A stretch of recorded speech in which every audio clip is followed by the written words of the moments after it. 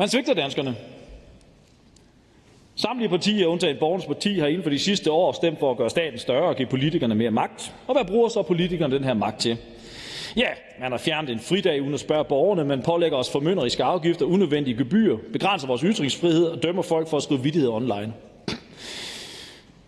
Vi er nået så vidt, at politikerne herinde og systemet vil bestemme, hvem i familien, der skal holde barsel.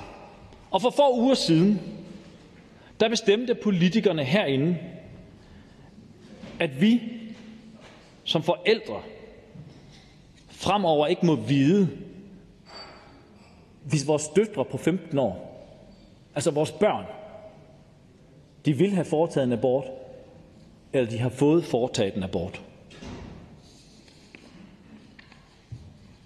Staten må vide det, systemet får det at vide, men vi som forældre har ikke længere ret til at vide, hvis vores børn skal have foretaget en abort. Ind med systemet, ud med forældrene. Og hvad får den almene borger så derude ud over de her overgreb på vores grundlæggende rettigheder og familieværdier?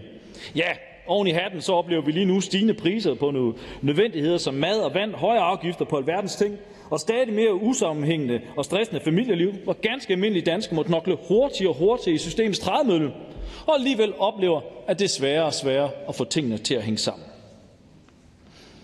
Det er ganske enkelt tid til, at vi borgere siger nok er nok og tager magten tilbage.